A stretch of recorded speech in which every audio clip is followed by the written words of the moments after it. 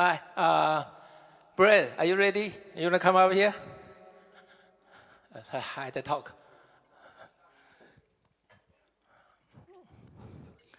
Uh,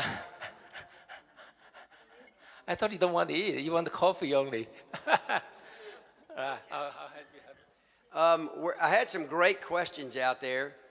One gentleman was that, let's see, I've been enjoying my 8. Why in the world do I want to roll in and then now get a 7? And I said, that's a great question. And I think the answer is, what are your alternatives?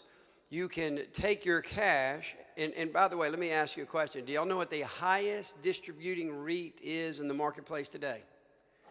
Moody REIT 2 with a 7. So you can take your cash and pay your taxes and then take your 85 cents and go invest it in a 6 somewhere. Or you can take your whole dollar pre-tax and roll it in and get a 7, which is going to be an equivalent to probably a 7.5 pre-tax, if you will, and enjoy that going forward. So it doesn't sound like the greatest decision on its own, but the problem is there's no alternative, right? The alternatives aren't as good as that. And why are we at that decision? And it's about doing what you said you were going to do, and we've been out 5 years. Now, it's 5.5 years, and by the time we close, it'll be 6, another 5 or 6 months. So it's really just doing what you said, and it just so happened that it was kind of strange that we took in 70% of the money in the last 12 months, and 50% of that in the last 90 days, and then it took us 6 months. It takes about 6 months to go out and buy properties and put the money out. And we've been in that a year, and we have to overcome all the costs associated with buying those properties. So we've made a lot of hay. We've done really well. We like the assets. We know the assets. We're going to stick with these assets as we roll them into 2. And so I'm proud of the team and the job that they've done. They really have. But it's a tough set of facts, if you will, not the most optimum. But we looked at it from both sides, and I just roll this out. The folks that have been in for the 5.5 years have received 44% of their money back, getting that 8% a year for 4 years. And so that's been a really nice run for them, and a really nice, that we've enjoyed that. When we could pay an 8, we did pay an 8. As we look back, we'll know that we did that. And then the folks that piled in that last year, they piled in 1 year, got an 8% for the year, and then got 10 and a quarter back 12 months later. Their IRR is a 12.8. It's through the roof. And so that's pretty exciting for them. So on both sides of the coin, I think there's kind of a win, but it is, we're not running from the tough question that it is kind of an unusual situation. But at the end of the day, I think our shareholders that wanted us to hold it for 3 to 5 years and exit around the 5th year is the appropriate thing to do. Okay? And now, questions?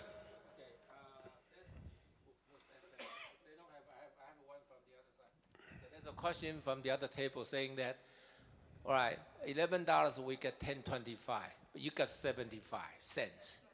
Okay, I got the management fee, we got nothing. So no.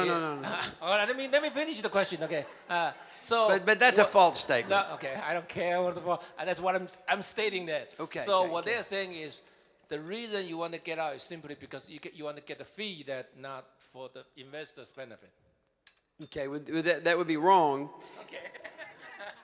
Because I cut the fee in half so that Moody, because of the cost associated with the 2 independent committees, that's really expensive. I mean, to pay those investment bankers and those lawyers.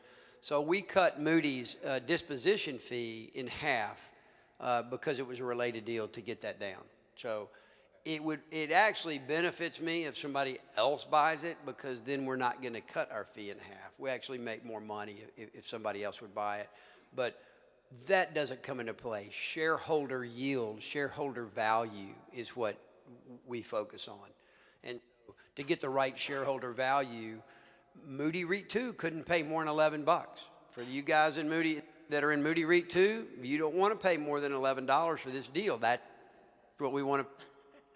And if somebody else will pay REIT 1 shareholders, then that's good. It's good for them. and that's great. And I get my full fee, so that'd be nice too. But we just could not pay more than 11 for REIT 2. So it's kind of it's a good tension, if you will, right? I've paid as much as I can, and if the world will pay more, that's wonderful. Let the world pay more for it. And but for those that wanted to roll out. So the answer is we cut the fee in half, and the second answer is you got to keep your campaign promises. So when you go out and raise money and tell them you're going to sell the product in 5 years and give the money back, you've got to do that whether you took in 70% of the money in the last year or not, to all those people that we promised early on. So campaign promises are important. Most of it don't fulfill, so don't worry about that. I wouldn't be a very good politician. I wouldn't do well here in Washington. Wrong or what? Okay. Okay. Yes. Okay. That's a question. That's right. Just don't give them tomatoes. I have to apologize because I'm still confused. So it's a done deal. We can't. So it has to sell. No. Can we stay in with the 8 for like another Forever? Well, not ever, but at least get to vote whether You it's absolutely. time to exit. You absolutely get to vote.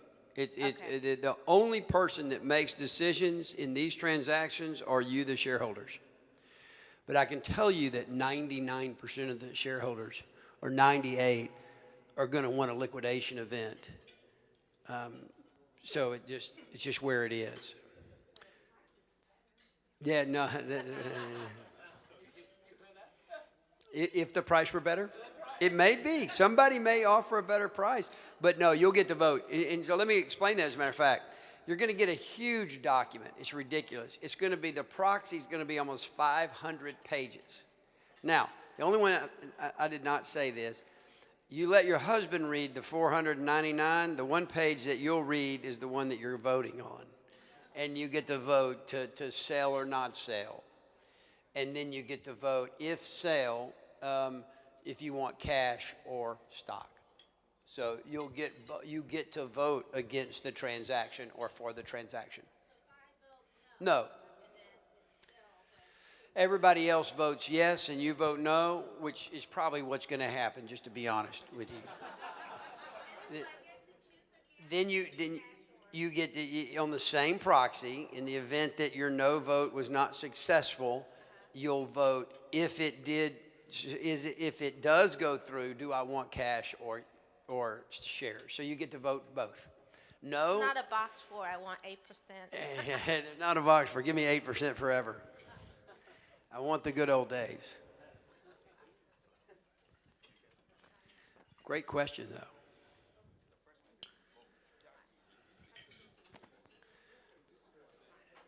Tough crowd. No, great question. I don't know what your other event like this, but I think you know what my investor is. And I think they are very conscious about their investment, their money, right? Yeah, the best thing, and I hope y'all know, is you really have to pressure Dr. Chin to bring me back next year. Paul, calm down a little bit, okay? Okay. Sesame balls. Are those your favorite? All right. I think Brett has something to say. Yeah, I think the long-term goal is you want to partner with companies that do what they say and say what they're going to do. They're going to be around year in, year out.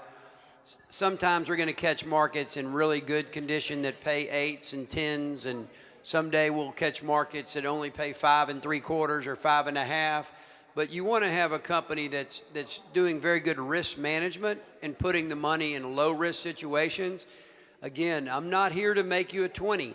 I'm here to pay that distribution and then get your money back. So our kind of rule is don't lose the money, don't lose the money, don't lose the money. And then rule number 4 is after 1, 2, 3, make as much money as you can. But it's really don't lose the money, just make the distribution.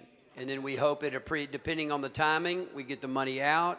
It appreciates over time due to inflation, and that we pick the right asset class, and then we exit having burned off all the cost associated with the expenses and the structures Okay. All right, good. Is there any more question? Okay. Is that the question? Oh, no, that's not the question. All right, Brad.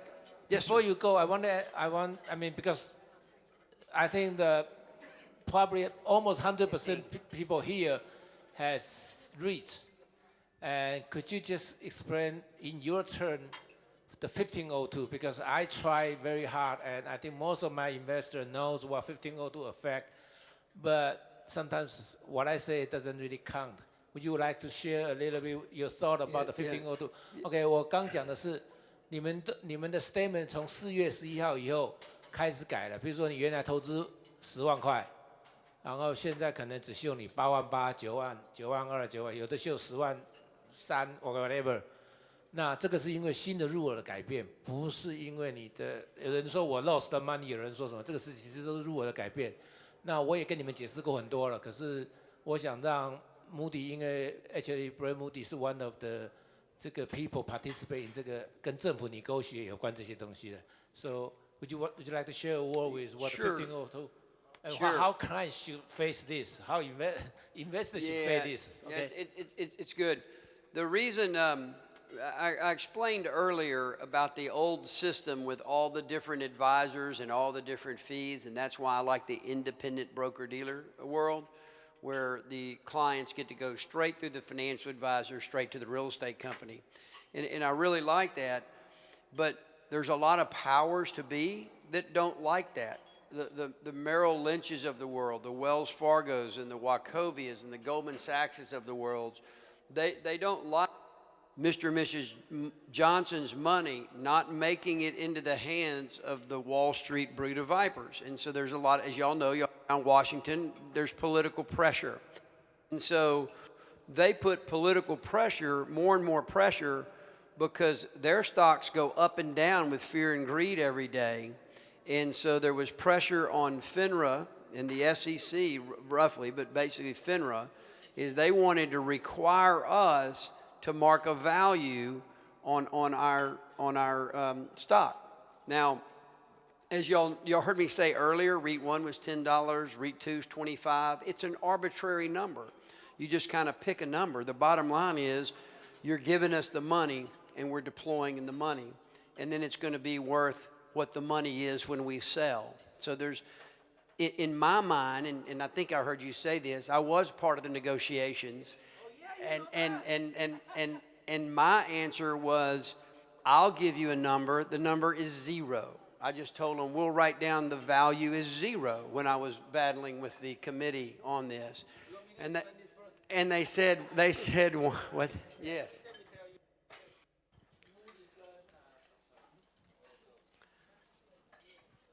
You want to use mine? Oh, that's fine. Moody 跟那个 Griffin Capital 的 Kevin Shear 是其中2个在跟政府negotiate，还有其他人。Kevin Shear 说，I forgot Kevin said what? Griffin. Kevin Shields. Griffin, what? Griffin Capital. Yeah, I don't remember what he says. You asked that, right? What's the price he say you want to set? What is he say? You say you want to set at 0, right? Oh, I said 0. Yeah. Oh, you remember this? You've heard me say this before. I know, but not on my event. 所以基本上就是说 Griffin Capital Kevin Shear 是说好像是90，就是说1万块投资只剩下9000 set， OK， 就让你 statement 上9000。Mr. Moody 说秀0， 1万块投资你的 statement 秀0，为什么？他说还没有卖，什么都不知道。所以他的 idea 秀0，我说你秀0，我就不用做生意了 ，OK， 不然你们每个人给我钱，第二个人都是0 ，OK。不过他有他的想法 ，OK， 我让你知道说为什么他这样。You want to explain why you say 0? Yeah, I said okay, 0. Go. Yeah. And by the way, did you know Shields said I really agreed with what you said, but do you see the way they looked at you? Did you know that? Shields was next to me in that meeting where I was saying that. I know. I was with him. Oh, did he tell you I said 0? Yes. Oh, good. Okay. He said you're nuts. Yes. But he said he agreed with me, but everybody in the room with me thought I was nuts. So I told him it's 0 because generally there's a liquidity feature in this product, meaning if you want your money back, you can get your money back.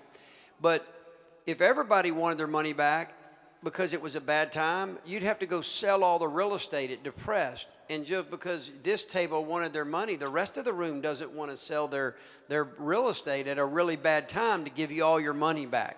So when there's a run on the bank, they cut the redemption feature. So it's always there unless everybody in the room wants it, and then they cut it off because you can't go out and start selling properties at rock bottom prices because it's obviously a bad time. So my answer to FINRA was just 0. We'll write 0 down. Will that make you happy? And then they said no. And then I said, well, then write down 60%, because if you put in 100%, you get a 10% illiquid discount with the IRS. You get a 20%, and then you get a 20% discount for a non-controlling interest, like in a family limited partnership. Somebody today mentioned family limited partnership here at this table. So then that's a 40% discount as what the IRS would look at it. So let us write down 60%. But no, they demanded that they want us to write down a value. One of the reasons I like this space is because we don't have to play the games that they play on Wall Street with the analyst every quarter with their numbers, right? They have to hit this and they have to project this. And if my hotel needs remodeling, I want to be able to remodel it. And if it's in the winter season when nobody's there, that's the best time to do it so I'm not losing revenue. And I don't want to have to play games with my numbers. I want to do the right thing for the property at the time for the long-term value when I get ready to exit, right? I really don't care if somebody says my value's off along the way. I need to pay my distribution, and I need to get it ready for the day of exit. Now, the Wall Street can't do that because they have to play the games for every quarter to make the analysts happy with their stock. So they do all these games to make sure that the pennies per share are just right. Well, that's another reason I like the non-traded space. I get to go out and do what I do, which is run real estate, and that's all I have to do. Now, from all the pressure from the Wall Street on FINRA and the powers to be, they want us to declare a value. So now we have to play these games and go out and declare a value on our stock. So if you put your money in a stock, then the first thing they're going to do is whack off the expenses that it would cost to close the deal and the expenses it cost to the structure, Sarbanes-Oxley, the auditors and the lawyers and this and that, and it's going to show up something less than your $100,000 that you put in, or $10,000 will show up less than that. Probably about 10% less is what they put it in. Now, fortunately, remember that deal in Austin that we bought for $25.5 million, but it had to put it on our books at $27.5 million? Well, that's like falling in a pot of gold, because I looked at FINRA and said, $27.5 million, that's our value. And so we got the price at $25 on our share. And because of the increase in REIT 2 in the NOIs in Seattle, and the increase in REIT 2 in Austin, we'll probably still be at par again in April. But the bottom line is 1502 is the regulators and the pressure from the powers to be to force our industry to write a number down on paper, and they want us to discount it. And what Wall Street was hoping to do, that would force more people back into the wirehouses, is really what it is all about. And it's not working. People like Dr. Chen are just explaining it to their clients of why they're having to write down this number, which is really an arbitrary number to start. So that's 1502.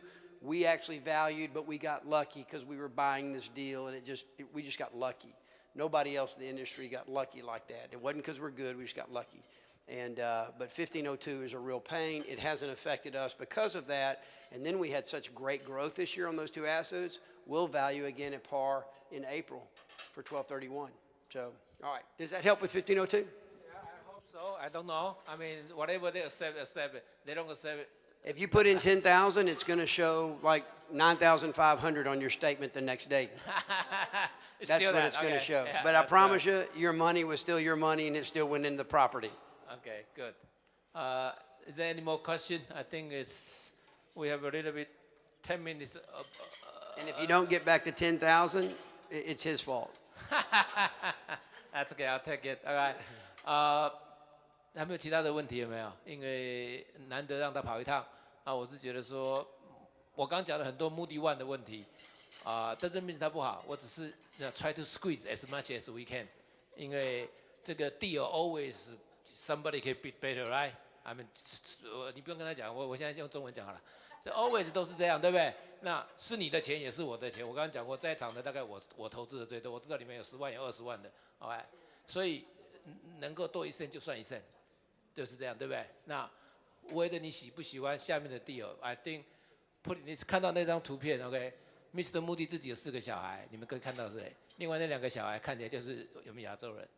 Mr. Moody 到中国去 adopt 这2个小孩，这2个小孩来美国是需要手术的，不是健康的小孩。